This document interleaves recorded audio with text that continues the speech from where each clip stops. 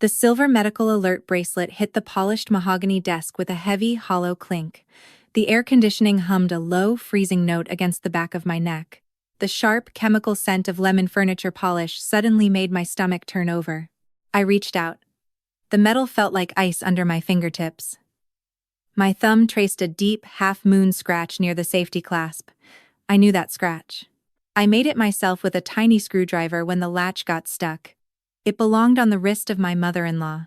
Beatrice Pike was supposed to be lost in the fog of severe dementia, locked away in a memory care facility for the last 3 years. I turned the cold metal over. A unique serial number was engraved into the back plate. Attorney Naomi Brooks watched my hand tremble. She folded her fingers over the thick stack of legal documents. "Meredith," she said, her voice dropping into that careful tone people reserve for the bereaved. "The serial number matches the protective custody inventory. Did you hear what I just read? I was 39 years old. I worked nights as a physical therapist, lifting elderly patients twice my weight and teaching stroke victims how to find their balance again. I was entirely used to keeping my feet planted on solid ground. But sitting in that leather chair, the floor felt entirely absent. You said $85 million, I managed to whisper, my voice cracking on the numbers. And a house. Total asset value, yes, Naomi corrected gently. Your late Uncle Gideon left his entire estate to you. That includes a $10 million property, liquid cash, dividend-paying stocks, and several commercial real estate holdings. You are a very wealthy woman. I looked down at my lap. My work shoes had a patch of industrial glue holding the left sole together. My knuckles were white from gripping a reusable plastic bag that contained half a turkey sandwich. None of this made any sense. When my life fell apart, Gideon had gone silent. I simply assumed he took my former husband's side. My gaze drifted back to the scratched silver bracelet. "Why is her bracelet here?" I asked, pointing a shaking finger at the metal. Harrison told everyone his mother did not know her own name anymore. Naomi leaned forward. "Beatrice Pike is alive. She is legally competent, and she is waiting for you in the east wing of your new mansion." The sound of Naomi closing the thick estate folder snapped loudly in the quiet room. It sounded exactly like a deadbolt sliding into place. 5 years vanished in a single heartbeat. I was back on the wet concrete of my old life. It was raining that night. Harrison stood in the doorway of the home we had shared for 14 years, holding my worn navy blue suitcase by the handle. He wore his tailored charcoal suit, looking completely calm. Just behind his shoulder stood Celeste. She was 20 years old, freshly hired at his company, and she was wearing my silk bathrobe. "You are making a scene, Meredith," Harrison had said. He used that practiced, gentle disappointment he reserved for difficult clients. "This is my home," I sobbed, reaching for the doorframe. Harrison blocked my hand with his arm. "We both know that is not true. You are too old to start over, but you are far too old for me to keep pretending this marriage works." He handed me the suitcase. It felt incredibly light. He had only packed a few sweaters and a pair of jeans. I should have fought him, but the trap had been set over a decade earlier. Before our wedding, Harrison required me to sign a one-sided prenuptial agreement. The document treated our home and his controlling interests in Silverhaven Senior Living as separate premarital trust assets. When he locked me out that night, he also froze our joint checking accounts. During the divorce proceedings, he threatened to keep the business valuation litigation going until I drowned in legal debt. Terrified and exhausted, I accepted a modest settlement. That money vanished within 3 months, completely consumed by my own attorney fees, the massive credit card debt he quietly left in my name, and the exorbitant costs required to renew my physical therapy license in a new county. I survived, but I survived on absolute scraps. Driving away from the law office now, my hands gripped the steering wheel of my rusted sedan. I took the scenic route past the rehabilitation center where I worked the night shift. I looked at the loading dock behind the cafeteria. For my first year alone, I used to wait by those back doors. I ate the untouched portions of baked chicken and dry rice that the kitchen staff planned to throw away at the end of the day. I wrapped the food in paper napkins and ate in my car, praying no one I knew would walk by. For 3 weeks between apartments, I actually slept in the back seat of this very car. I never called Gideon. I was too ashamed of my poverty. Yet Gideon had left me everything. And somehow, he had taken Beatrice with him. The navigation system directed me out of the city limits, winding up a steep, forested hill toward a private residential community. I pulled up to a set of towering wrought iron gates. I rolled down my window to press the intercom button, but the gate simply glided open in absolute silence. The mansion sat at the end of a sweeping circular driveway. Built of pale stone, it featured tall windows that reflected the afternoon sun. It was imposing, but it did not feel gaudy. It felt like a fortress. I parked my battered car next to a pristine stone fountain. Before I could reach the heavy wooden front door, it swung open. An older woman with kind eyes and a crisp gray cardigan stood in the entryway. "You must be Meredith," the woman said, offering a warm smile. "I am June. Mr. Lane hired me to keep the house running. We have been expecting you." "Thank you," I replied, stepping into the massive foyer. The polished marble floors gleamed, and the air smelled faintly of fresh lilies. "Naomi Brooks said my mother-in-law is here." June nodded, her expression softening. "She is in the East Wing. Mr. Lane had it specially renovated for her." I followed the housekeeper down a long, sunlit corridor. The architecture began to subtly shift. The decorative rugs gave way to smooth, non-slip hardwood flooring. The doorways were distinctly wider. I noticed a discreet metal ramp placed over a small step, and small silver emergency call buttons installed near the baseboards. My clinical training recognized the modifications instantly. This space was built to keep an elderly resident perfectly safe while preserving their dignity. We stopped outside a set of double oak doors. Faint music drifted through the wood. It was a radio broadcast, a deep voice discussing European history. "She usually listens to her programs around this time," June murmured. She knocked lightly twice, then opened the door and stepped back to let me enter alone. The room was vast and flooded with natural light from floor-to-ceiling windows. Bookshelves lined the walls, filled with thick historical biographies. Sitting in a high-backed velvet armchair by the window was Beatrice Pike. My breath caught in my throat. I braced myself for the hollow, vacant stare of severe cognitive decline. I expected a heavily sedated woman lost in the fog of her own failing mind. That was the story Harrison had sold to his siblings and to the world. But Beatrice sat perfectly straight. Her silver hair was elegantly pinned back, and she wore a soft lavender blouse tucked into tailored trousers. Her hands rested on her lap, trembling slightly, but her chin was lifted with undeniable pride. She reached out, her fingers finding the radio dial with practiced ease, and turned the volume down to a low hum. She turned her head and looked directly into my eyes. There was no fog. There was only a sharp, painful clarity. "You cut your hair," Beatrice said. Her voice was thinner than I remembered, raspy from age, but the cadence belonged to the former history teacher I had known for a decade. I took a hesitant step forward, my old shoes squeaking against the polished floor. "Beatrice," I whispered. "You know who I am." "Of course I know who you are, Meredith," the older woman replied, offering a sad, fragile smile. She gestured to the empty chair across from her. "Sit down. You look like you might faint." I practically collapsed into the velvet cushions. My mind raced, trying to reconcile the brilliant woman sitting in front of me with the tragedy Harrison had paraded around town. "He said you were gone," I told her. "He told everyone the disease took your mind. He said you were violent, that you forgot his name, that you needed locked doors for your own safety." Beatrice looked down at her hands. She rubbed her left wrist, right where the silver medical bracelet used to sit. "My son is a very convincing man. He builds comfortable cages, and he paints them to look like care." "I do not understand," I said, shaking my head. "How did you get here? Why did you not tell anyone you were okay?" "Because for a very long time I was not okay," she answered honestly. A shadow crossed her face, a flicker of genuine trauma that made my chest ache. When they give you enough pills, you begin to believe the lies they tell you about yourself. But we have time for that story later. Right now, there is something I need to tell you. She leaned forward, and her pale blue eyes locked onto mine. "The night Harrison threw you out into the rain," Beatrice said softly, "you were wearing your slippers. But before you walked down the driveway, you stopped.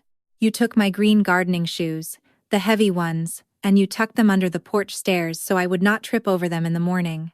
Tears burned the backs of my eyes. I had completely forgotten doing that. It was an instinct, a final act of care in a house that was violently rejecting me.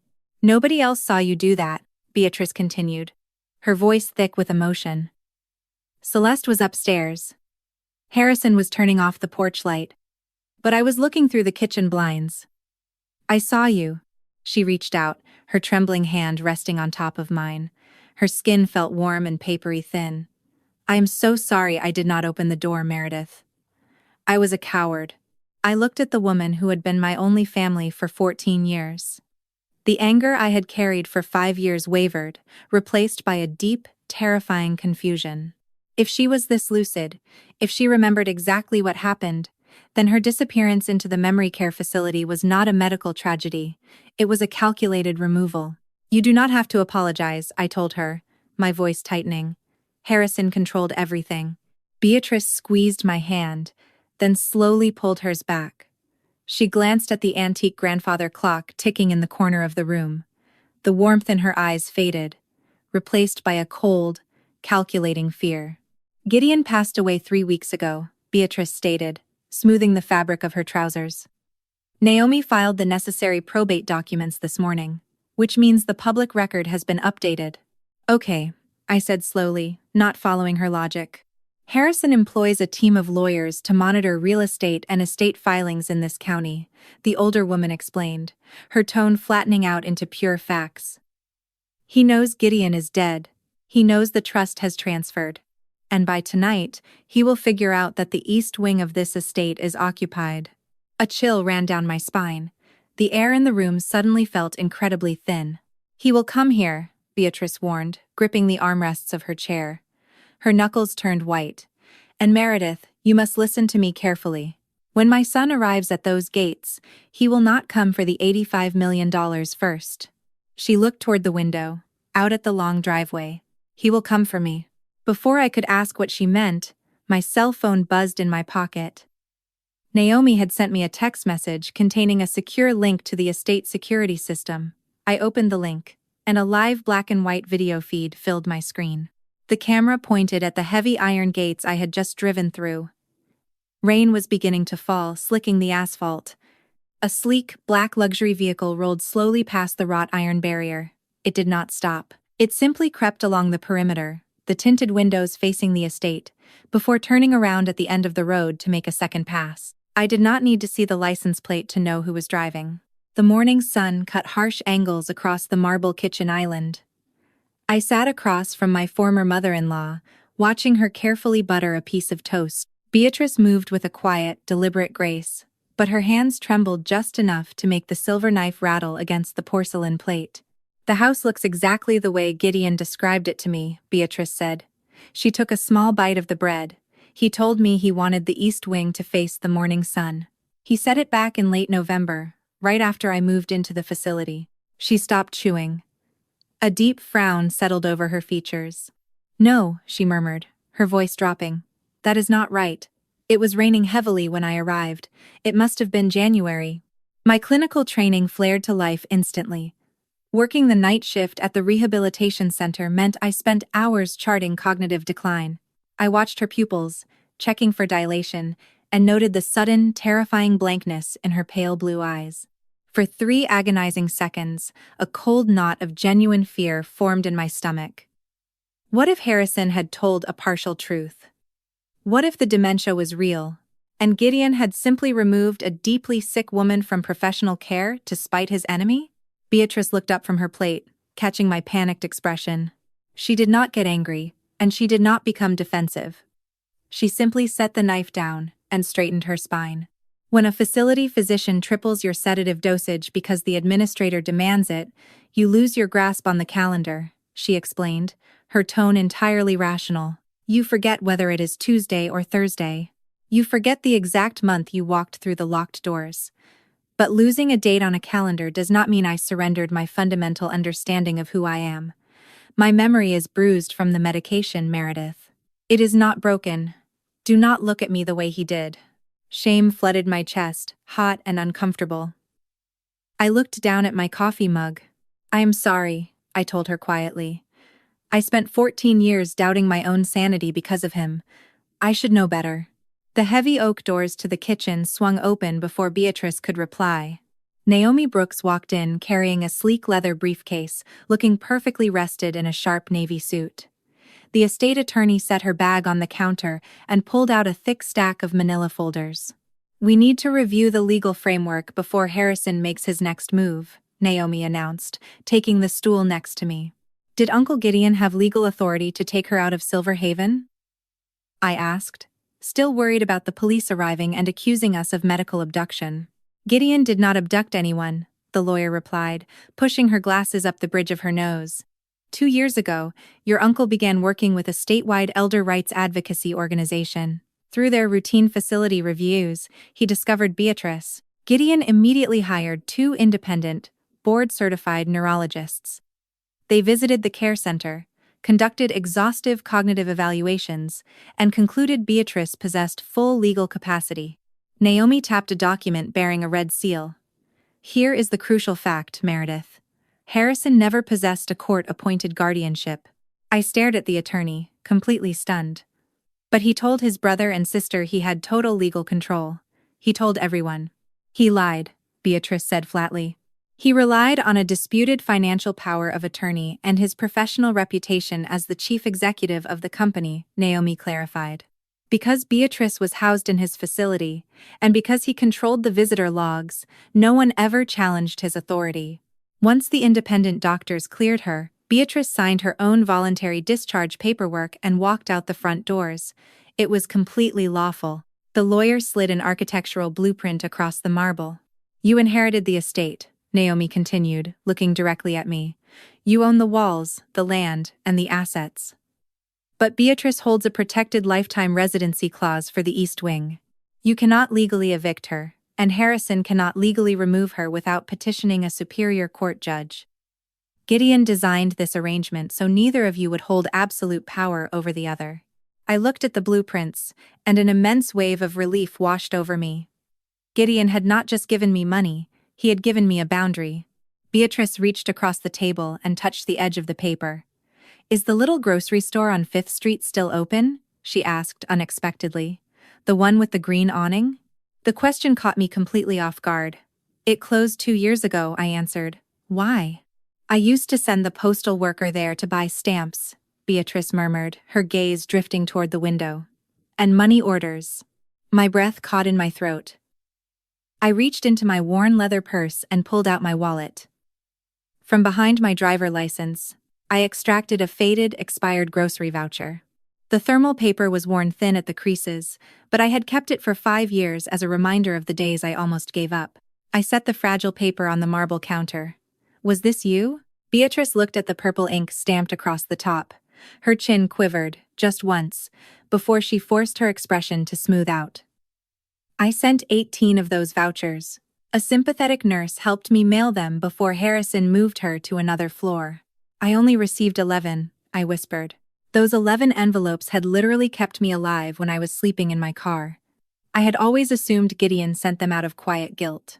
While I was eating leftover cafeteria food, the woman the world declared insane had been fighting through the fog of heavy sedatives to buy me groceries. Harrison took control of my personal checking account during the 12th week, Beatrice explained, her voice dropping to a harsh whisper. He noticed $40 missing here and $50 missing there. He told me I was becoming financially irresponsible. Then he took my checkbook for my own protection. That is when the isolation truly began. The coffee maker on the counter hissed, spitting hot steam into a glass carafe. It did not happen overnight, the older woman continued, tracing the rim of her teacup. My son started with incredibly small things. He would move my reading glasses from the nightstand to the kitchen counter, and then he would sigh and tell me I had forgotten where I left them. He started hiding my spare house keys. He canceled my weekly physical therapy appointments without telling me, and when I missed them, he would look at me with such overwhelming pity. She took a small sip of her tea. When he brought that 20-year-old girl into your house, I yelled at him, Beatrice said. I told him he was destroying his family. Harrison looked at me like I was a hysterical toddler. He told Celeste I was just confused and highly emotional. A week later, He convinced me to stay at Silver Haven for a 2-week evaluation. Just to adjust my blood pressure medication, he promised. Her hands tightened around the porcelain cup.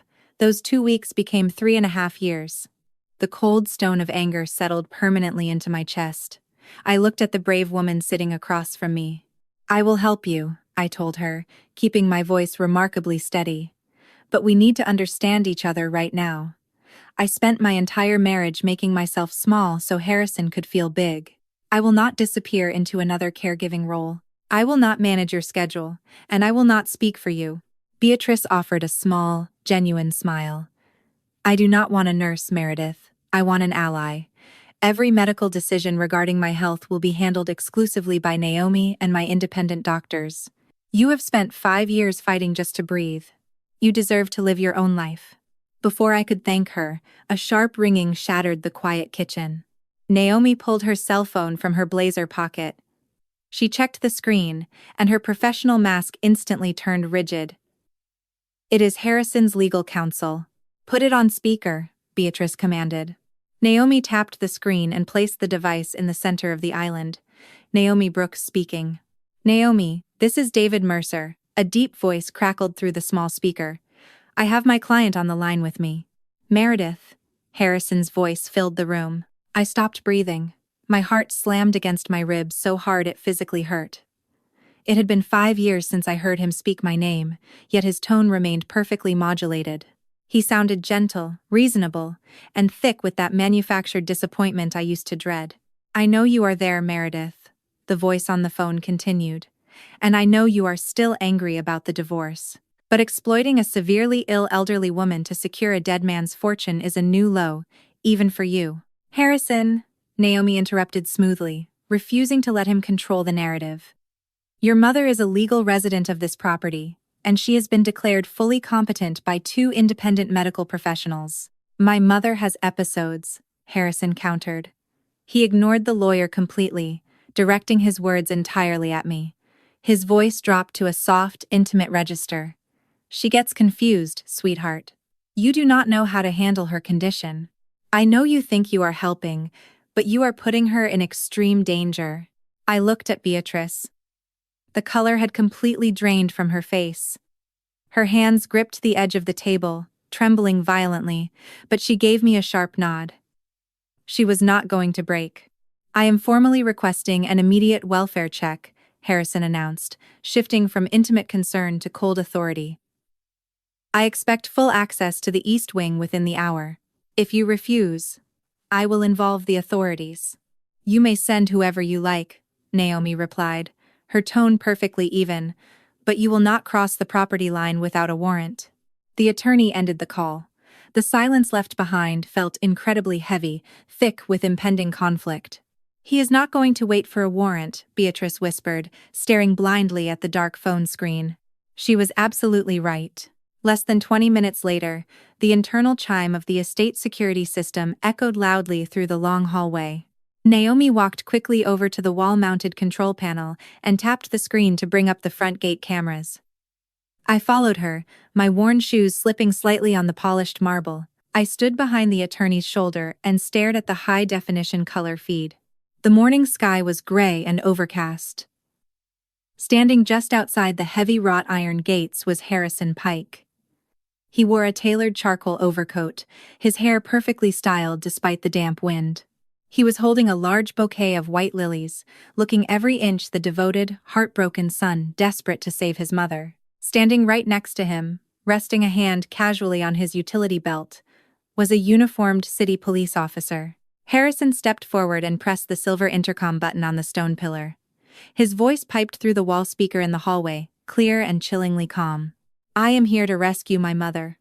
The heavy iron gate remained securely locked. Harrison stood on the wet asphalt, the collar of his expensive charcoal overcoat turned up against the morning drizzle. He held a bouquet of white lilies down at his side.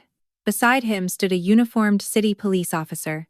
"I am here to rescue my mother," Harrison repeated through the intercom, his voice distorted by the small speaker but completely void of panic. Naomi Brooks stepped forward and pressed the silver communication button. "Officer, this is Naomi Brooks. I serve as legal counsel for this estate." You may enter through the pedestrian gate to conduct your welfare check, but Mr. Pike must remain on the public sidewalk. The officer leaned into his radio microphone. Ma'am, the Sun filed a missing person report. This is private property, Naomi countered, her tone carrying the absolute weight of the law. Beatrice Pike resides here, and she declines to see her son. You may verify her safety, or you may return with a signed warrant. A tense, heavy black boot stepped onto the gravel driveway as the officer walked briskly toward the mansion. We moved into the formal guest parlor. Beatrice sat down in a high-backed velvet chair, smoothing the fabric of her gray trousers. When the officer stepped into the room, his wet jacket smelled strongly of damp wool and street rain. He took off his hat, looking around the opulent space before letting his gaze settle on Beatrice. Mrs. Pike, the officer began, sounding entirely cautious. My name is Officer Miller. Your son is deeply concerned about your well-being. He stated you were removed from a secure memory care unit without his knowledge. Beatrice offered him a polite, calm smile. Good morning, Officer Miller. I imagine my son told you quite a vivid story. Please, take a seat. The policeman perched on the edge of the leather sofa and pulled out a small notepad. Can you tell me your full name and today's date? My name is Beatrice Eleanor Pike, she answered, never breaking eye contact. Today is Thursday, October the 12th. I currently live in the east wing of the estate, inherited by my daughter-in-law, Meredith Lane. Officer Miller blinked, clearly surprised by the sharp precision of her voice. Your son claims to hold medical power of attorney, ma'am. He says your condition requires a locked ward. Naomi stepped forward and placed a thick file directly onto the coffee table. Harrison Pike never held court-appointed guardianship. He operated under a highly questionable financial proxy. That document contains 2 independent assessments from board-certified neurologists completed 18 months ago.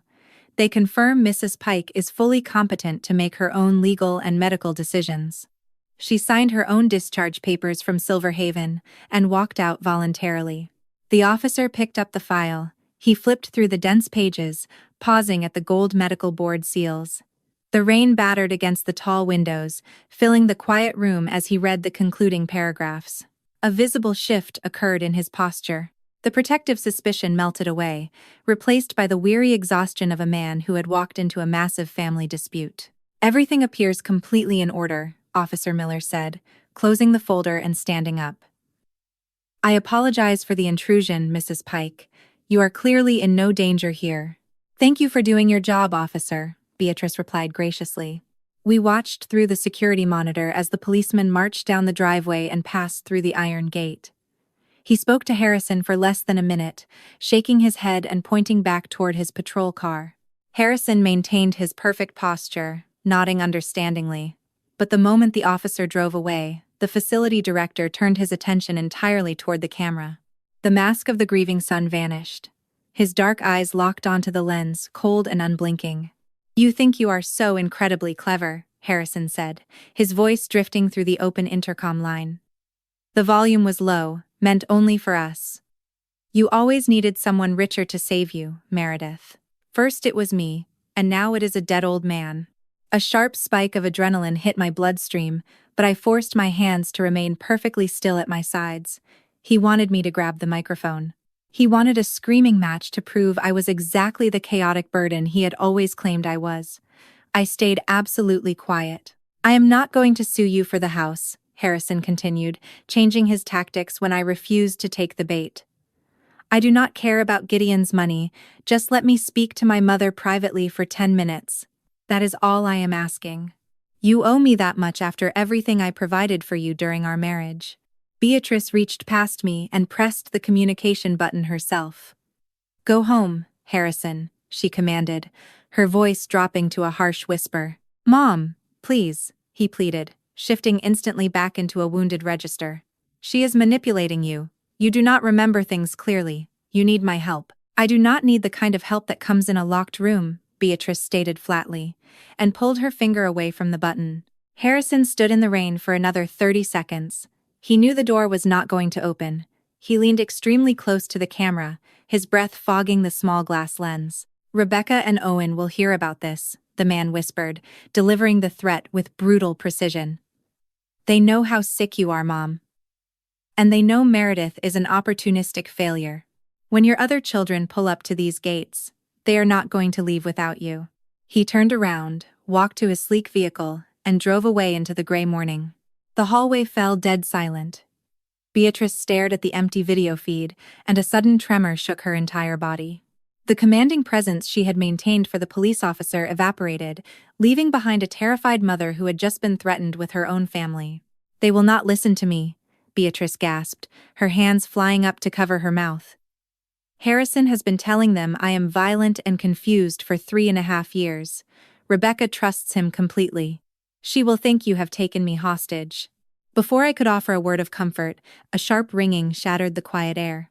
My cell phone vibrated violently inside my jacket pocket. I pulled it out and stared at the bright screen. The caller identification displayed a name I had not seen since the week my divorce was finalized. It was Rebecca Pike. Harrison's younger sister was a highly successful pediatric dentist, a woman known for her fierce loyalty and her absolute lack of patience for emotional drama. I looked at Naomi, who gave me a curt, encouraging nod. I swiped the green icon and put the device on speakerphone, placing it carefully on a small wooden side table. "Meredith." Rebecca started immediately, her voice fast and sharp as a scalpel. "I do not know what kind of twisted revenge fantasy you are playing out right now, but you have exactly one chance to explain why my mother is inside your house." "Hello, Rebecca," I replied, keeping my tone intentionally low and steady. "I am glad you called. Your mother is sitting right here, and she is perfectly safe." "She is incredibly sick," Rebecca snapped back. "Do not pretend you suddenly care about her. You have not visited her once in 5 years, and do not put her on the phone. Harrison already warned us you would try to coach her through a conversation to make yourself look like a savior." A second voice joined the line, slightly muffled but full of hesitation. It was Owen, the youngest sibling, a high school science teacher who usually avoided conflict at all costs. "Meredith, this is Owen. Look, we just want to bring Mom back to her care unit. We know she has aggressive episodes. Harrison told us everything." "He told you lies," I said plainly, refusing to use their brother's manufactured medical vocabulary. Rebecca let out a harsh, bitter laugh. "My mother sent me a message 2 weeks ago saying she never wanted to see my face again. She explicitly told me to stop asking the nurses about her because I was a disappointment. Do not sit there and tell me she is fine. She has completely lost her grip on reality, and Harrison is the only one who has been carrying the burden of managing her care." Across the hallway, Beatrice let out a small, broken sound. Her pale eyes widened in absolute horror. She stumbled backward, hitting the wall and sliding down until she was sitting on a small wooden bench. She had never written those words. Knowing her daughter had spent the last 2 weeks carrying that kind of fabricated heartbreak shattered her remaining composure. I watched Beatrice quietly weep, and the cold stone in my chest turned into a burning fire. "Listen to me very carefully," I told the phone, my voice hardening into steel. "I am not going to argue with you over a speakerphone. You want to see your mother? Come to the estate tomorrow morning at 9 o'clock. Both of you. Bring whatever medical records Harrison gave you. But if you bring him with you, the gates will not open." There was a brief pause on the other end of the line. I could hear Owen murmuring something in the background. "Fine," Rebecca finally agreed, her tone laced with raw hostility. "We will be there at 9. And if we even suspect you are manipulating her to get your hands on the rest of Gideon's money, I will personally drag you into civil court." She terminated the call with a loud click. I picked up the phone and walked over to Beatrice. I knelt down on the polished floor in front of her, taking her trembling hands in mine. She was completely devastated, overwhelmed by the fact that her own children believed she hated them. "I never said those things," the older woman whispered, tears spilling over her wrinkled cheeks. "I never stopped wanting them. I asked the nursing staff for a telephone every single day." Naomi stepped forward, her leather shoes clicking softly against the marble. Her eyes were sharp, calculating the legal angles of the emotional tragedy unfolding in front of us. "Meredith," Naomi instructed, pulling a sleek silver laptop from her briefcase, "I need you to text Rebecca right now. Tell her to send you screenshots of every single horrible message she claims Beatrice sent her over the past 3 years." "Why?" I asked, pulling my phone back out. Because people who construct elaborate cages usually leave fingerprints on the locks, the attorney replied grimly. I sent the text. 10 minutes later, my phone pinged with an incoming email from Rebecca's dental clinic account. The attachment contained 12 different images. Naomi connected her laptop to the wireless printer, sitting in Gideon's old study. The machine whirred to life, spitting out warm, crisp pages filled with text message bubbles. We spread the printed papers across the massive dining room table. I leaned over the documents, reading the terrible, cruel rejections sent to Rebecca and Owen. The words were brutal. They called Owen ungrateful. They called Rebecca overbearing. But as I read the third page, a distinct pattern began to emerge. The phrasing felt completely unnatural for a retired history teacher. Look at this sentence, I said, tapping my index finger against a specific text bubble sent to Owen. It says, "Your constant inquiries are not clinically advisable for my routine." Beatrice would never use the phrase, clinically advisable. She would say disruptive. Beatrice leaned closer, wiping her eyes with a linen handkerchief. She pointed to a message sent to Rebecca. This one uses the nickname, Becca. I have never called my daughter Becca in her entire 42 years of life. I always use her full name. The sick, twisting feeling of familiarity washed over me again. During my divorce, my own attorney had received 3 strange, unhinged emails from my personal account, claiming I was hiding assets and planning to flee the state. I had not written them. Harrison had figured out my password, logged into my account from his tablet, and sent those emails to make me look completely unreliable to my own legal counsel. I had spent thousands of dollars proving the emails were spoofed, draining the last of my settlement money in the process.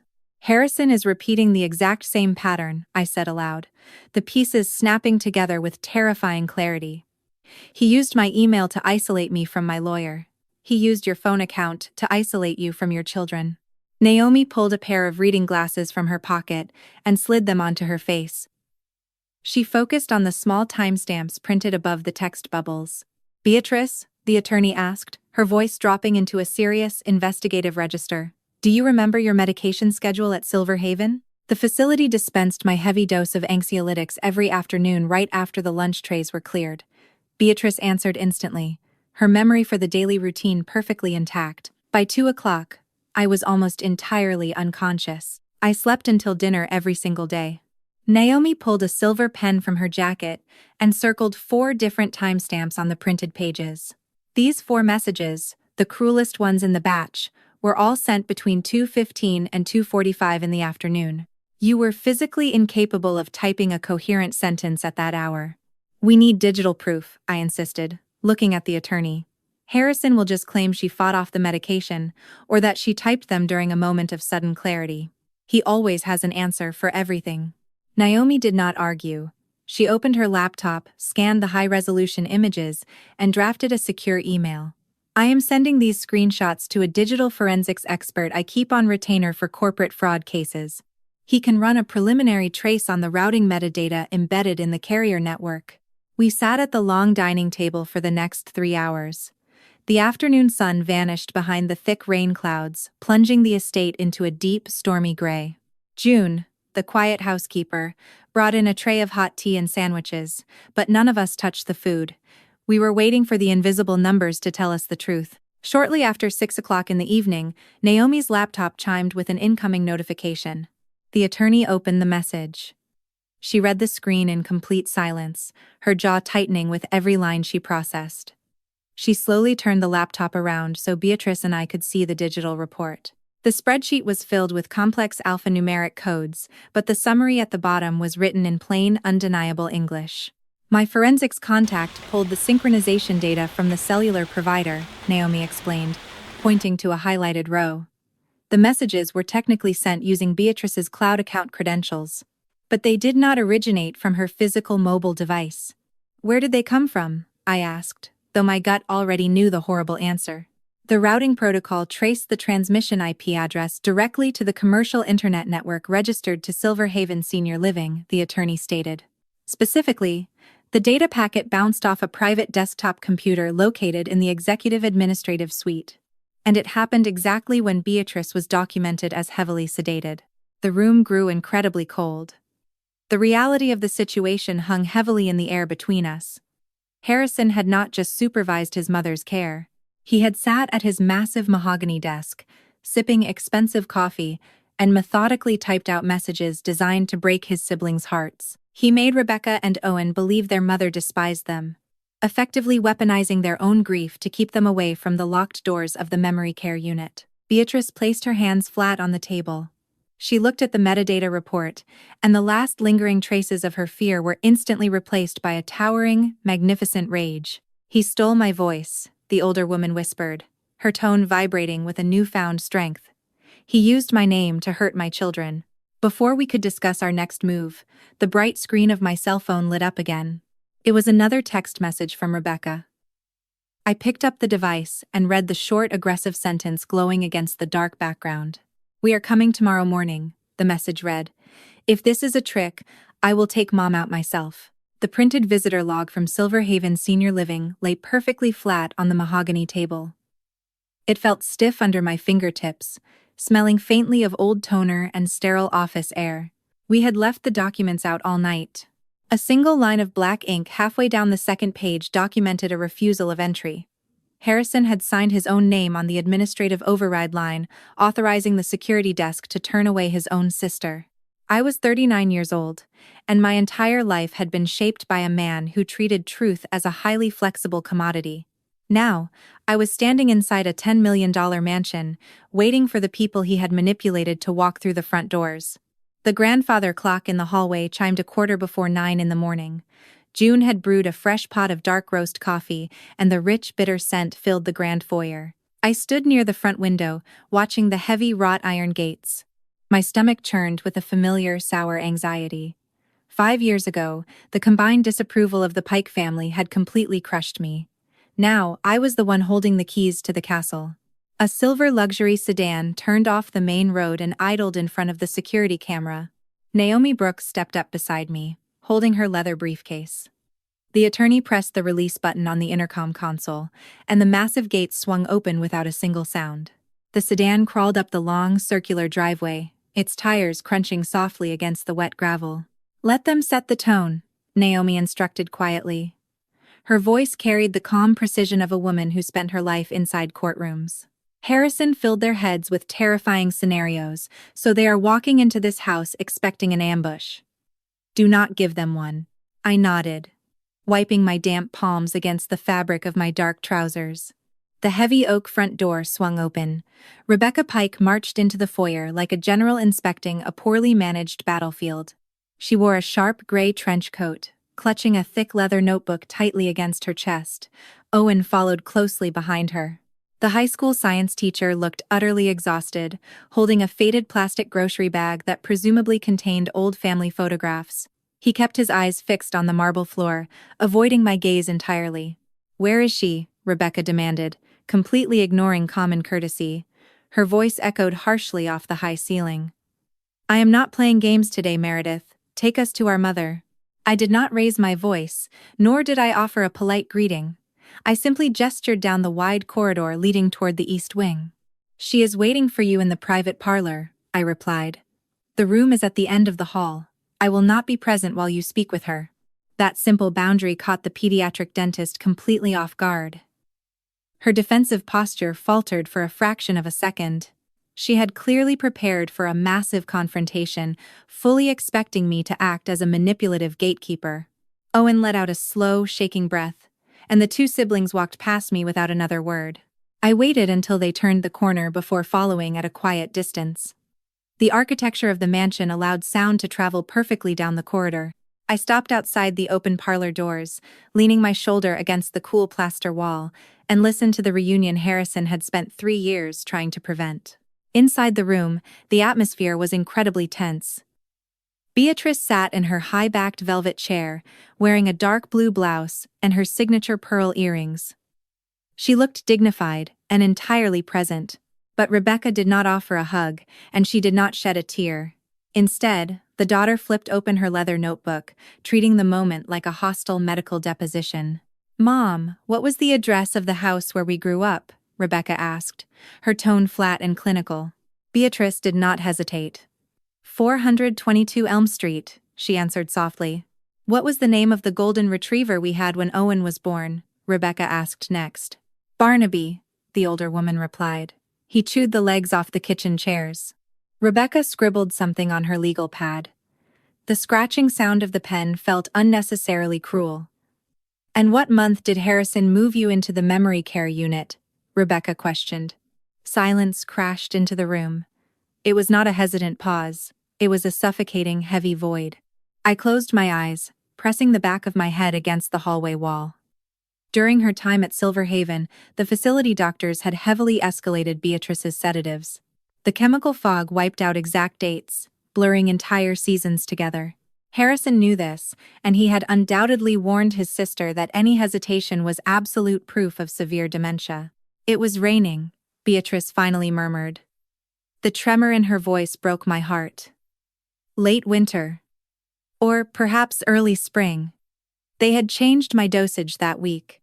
Rebecca let out a sharp, devastated sigh. Mom, you do not even know when you lived there. You are confused. Harrison told us this would happen. He said Meredith was just coaching you to remember the easy things. I could not stand in the hallway another second. I stepped through the open doors, my worn shoes clicking loudly against the hardwood floor.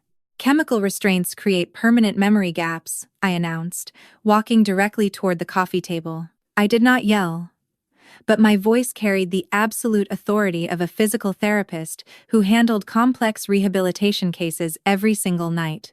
Not remembering a specific date under heavy sedation does not mean she lacks legal capacity right now, Rebecca. Trauma and medication do not erase a person's fundamental autonomy. My sister-in-law spun around, her eyes flashing with renewed anger. She pointed a manicured finger at me. You have no right to interfere in this family. You are just using an old woman to protect your inheritance. Meredith is absolutely correct, Beatrice interrupted, her voice suddenly hardening into steel.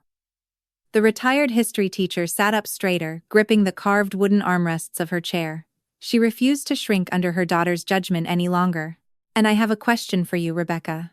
The dentist lowered her hand, completely thrown off balance by the sudden shift in power. How many times did you try to call me without going through your brother? Beatrice asked. Her pale blue eyes locked onto her daughter, demanding an honest answer. Rebecca swallowed hard. The defensive anger in her face began to crack. Harrison told us you did not want to speak to anyone. He said phone calls triggered your aggressive episodes. The older woman turned her attention to her youngest son. Owen still stood near the doorway, clutching his plastic bag of photographs like a shield. And you, Owen? Why did you never drive up to the facility to see me in person? Owen looked down at his shoes, his face flushing a deep, embarrassed red. Harrison told us the doctors explicitly forbade unapproved visitors. He said it caused you too much distress, and the medical staff requested that we stay away for the sake of your heart condition. I see, Beatrice whispered. The profound sadness in those two words seemed to suck all the oxygen out of the room. She turned her head and looked across the parlor at Naomi Brooks. The estate attorney stepped forward from the corner of the room. She unclasped her briefcase and placed a thick stack of photocopied documents directly onto the glass coffee table. These are standard call request forms, Beatrice explained, pointing a shaking finger at the papers. 27 of them. I filled them out myself, begging the nursing staff to let me use the administrative telephone to call my children. Rebecca stepped forward. She picked up the top sheet of paper. Her hands began to tremble so violently the document rattled in the quiet room. She recognized her mother's handwriting immediately. Naomi slid a different document across the glass. This is the official visitor log from the Silver Haven front desk. Look at the date highlighted in yellow. The dentist stared at the printed ledger, all the color completely drained from her face. She dropped her leather notebook onto the floor. I was in the lobby that afternoon, she whispered, her voice choking on a sudden sob. I brought yellow roses. Harrison came downstairs and told me you threw a water glass at the wall when you heard my name. I was not even in the building, Beatrice replied, the truth landing like a physical blow. I was at an outside dental clinic getting a crown replaced. Owen abruptly dropped his plastic bag. He pulled his cell phone from his pocket and scrolled frantically for several seconds. He held the glowing screen out toward Naomi and his sister. Harrison showed us text messages. He proved Mom was rejecting us. Look at this one. Naomi adjusted her glasses and read the screen aloud. It says to tell my youngest boy I am too tired to deal with him today. Mom has never called me her youngest boy in my entire life, Owen explained, tears finally spilling over his eyelashes. She always called me her baby. He looked at his mother, and the horrible, crushing realization finally settled over him. The older brother they had trusted implicitly had spent 3 years building a silent, invisible wall between them. Harrison had used forged clinical notes, manipulated schedules, and spoofed text messages to keep them entirely separated. The silence that followed was incredibly heavy. We stood in the parlor, surrounded by the shattered pieces of the Pike family mythology. June rolled a wooden serving cart into the adjoining dining room an hour later, but nobody touched the catered lunch. The atmosphere remained thick with a suffocating kind of guilt. Owen sat at the long mahogany table, wiping his eyes with a paper napkin and staring blankly at the wall. Rebecca picked up a silver fork, turned it over twice, and set it back down without taking a single bite. "You do not need to punish yourselves," Beatrice finally said. She sat at the head of the table, her hands resting quietly in her lap. "I do not need apologies right now, and I certainly do not want your pity. I just need you to stop letting Harrison speak for me." I watched from the corner of the room. The transition happening in front of me was profound. Harrison had always isolated people by making them fear the judgment of the group. He had kept Meredith away from Gideon out of shame, and he had kept Rebecca and Owen away from Beatrice out of guilt. Now that the isolation was broken, his entire system of control was collapsing. Rebecca is a medical professional. When she faces an emotional crisis, she survives it by retreating into hard, unforgiving data. She sat up straighter, pushing her untouched plate away and clearing her throat. "If he lied about your medical condition," Rebecca stated, her tone turning cold and sharp, "then he lied about the estate." "Naomi, I want to see the financial records." The attorney nodded. She had clearly anticipated this exact request. Naomi opened a secure blue folder and extracted a thick stack of bank statements. She spread the printed pages across the polished wood, creating a timeline of transactions that stretched back 3 years. "We are still conducting a full forensic audit," the attorney explained, tapping her silver pen against the top page. "But we have already identified a massive, undeniable irregularity. Over the past 3 years, exactly $420,000 was transferred from Beatrice's personal funds into a corporate shell account affiliated with Silver Haven Senior Living." Owen frowned, leaning forward to look at the staggering numbers. Was that money used to pay for her residential care at the facility?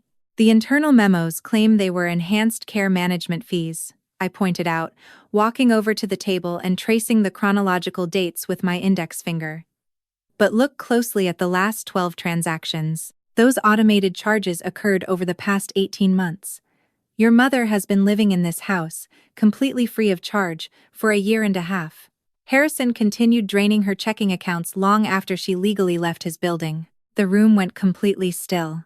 The reality of the situation hung heavily in the air. This was no longer a messy family dispute about difficult medical care or emotional misunderstandings. It was calculated, systematic theft. It was elder financial abuse on a massive scale. Rebecca traced the routing numbers on the statement, her brow furrowing in deep confusion. "This does not make any logical sense," the dentist muttered, shaking her head. "Harrison had administrative access to view the balances, yes. But Mom's primary trust account requires dual authorization for any external wire transfer over $5,000. The bank would absolutely require her direct signature to authorize these recurring withdrawals." Naomi did not say a word.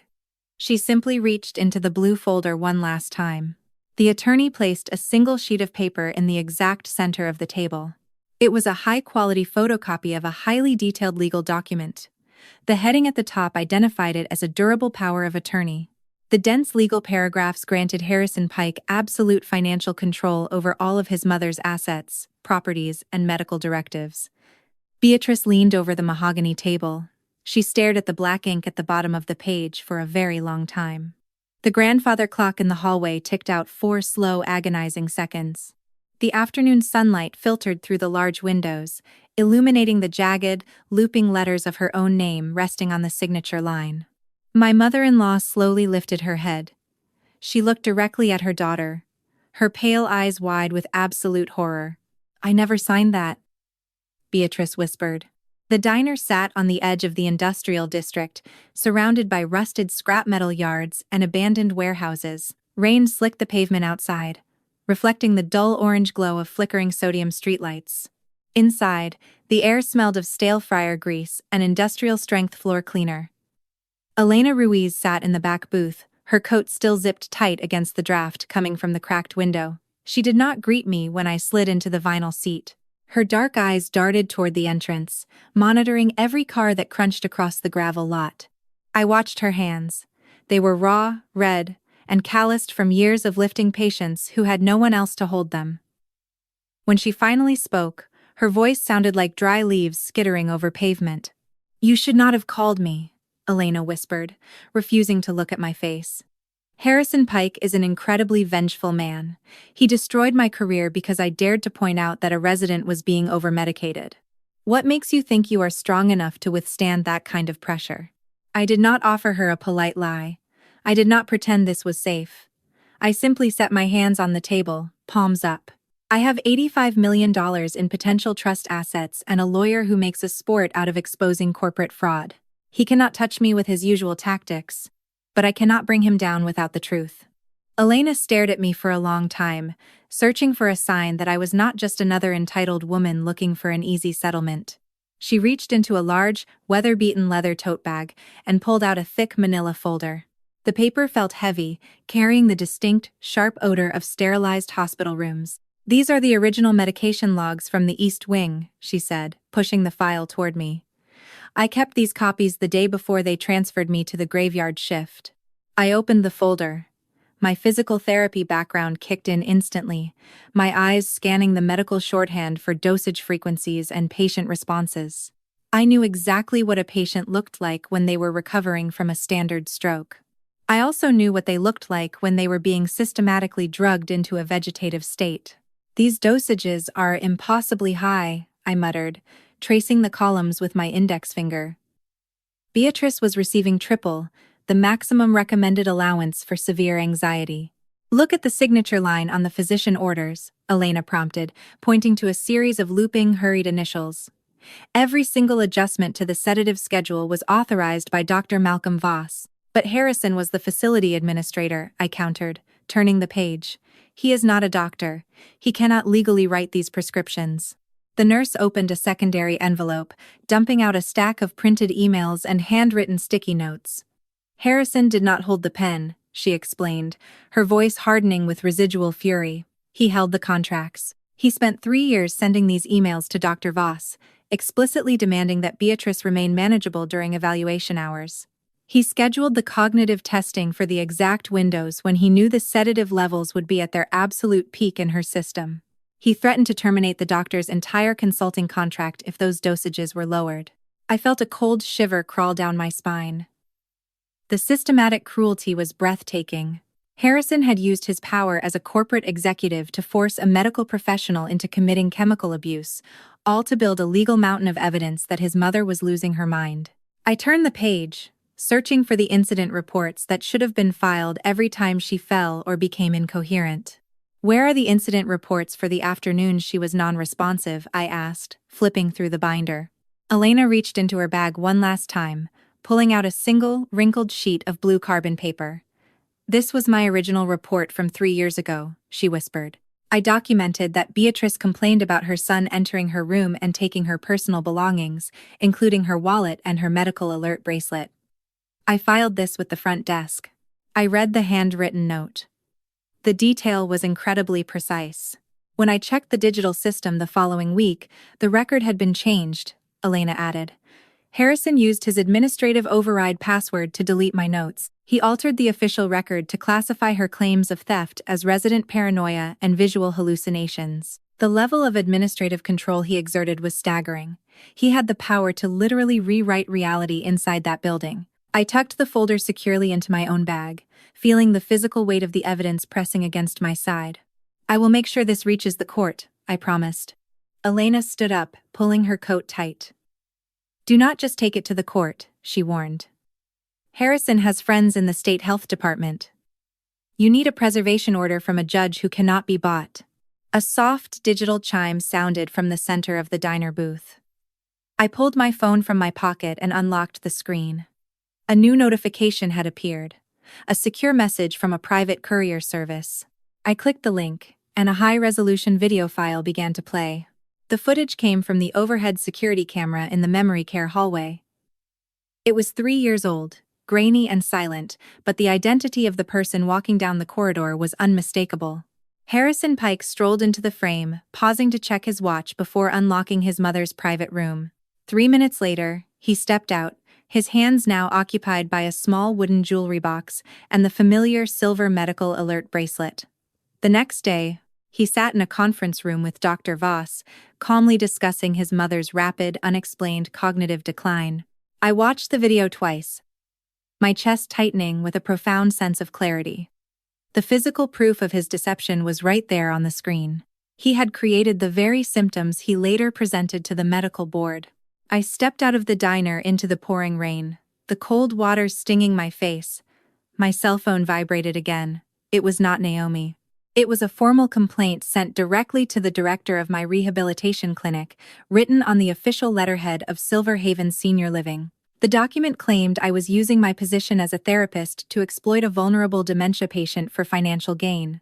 The letter was a transparent attempt at retaliation, designed to panic me into dropping the case to save my job. I did not panic. I simply saved the document to my private cloud storage.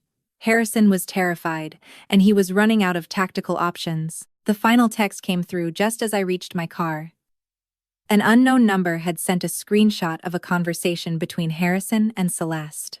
"Make sure she looks confused when Voss comes," the message read. "Hide the blue folder again." I leaned my forehead against the cool steering wheel, watching the rain blur the lights of the parking lot. The blue folder was the missing piece of the puzzle. I had the medication logs, I had the video evidence, and I had the proof of his administrative interference. Now I just needed to find out what exactly he had hidden inside that folder, and why he was so incredibly terrified that Beatrice might remember signing it. The mansion felt like a tomb when I returned late that night. I walked directly into the study, the dark oak shelves towering over me like silent witnesses to the family tragedy. Naomi was already there, pacing the floor with a glass of water in her hand. "They tried to kill my medical license," I said, setting the folder down on the desk. The attorney stopped pacing. "Harrison filed a formal complaint?" I nodded, placing the printed document on top of the medication logs. "He knows we have the evidence. He is trying to force me to resign so he can argue that I am an unethical actor during the guardianship hearing." Naomi stepped closer, reading the baseless accusations with a cool, detached interest. "We will use this in the counter-filing," she stated, picking up her silver pen. "This is clear evidence of witness intimidation and retaliatory harassment. It will destroy his credibility with the judge. But we still need the blue folder." Celeste was right. Whatever he forced her to sign in that emergency room holds the secret to his financial motives. I opened my laptop, pulling up the digital map Elena had sketched for me on the diner napkin. It depicted the basement archive level of Silver Haven, a complex, subterranean maze that had not been updated in over 20 years. "There is a service tunnel behind the laundry facilities," I said, pointing to the sketch. If the digital records were altered by Harrison's override, the physical paper binder must still be sitting on the original shelves. Naomi shook her head, pulling a thick law book from her briefcase.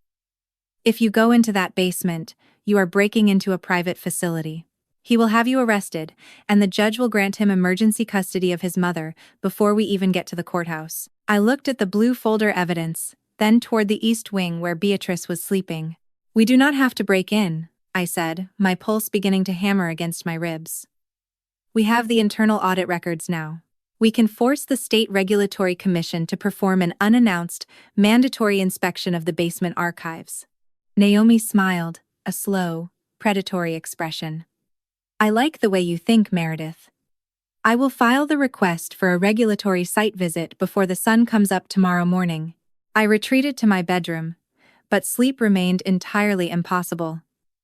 I laid awake, staring at the ceiling, wondering if we had missed a single detail. Harrison was a man who planned for every contingency, a man who built a career on the assumption that no one would ever look closely enough to see the cracks in his carefully managed reality. He had not counted on a daughter-in-law who spent years eating scraps, a nurse who remembered the truth, and a mother who was finally dangerously awake. The morning arrived with a thin, pale light that crept across the floorboards. I was already sitting at the kitchen island when the house began to wake up. Beatrice walked into the room, her movements stiff but steady. "You look like you have been awake all night," she noted, pouring a cup of hot tea. "I have been thinking about the blue folder," I replied, sliding the map across the counter.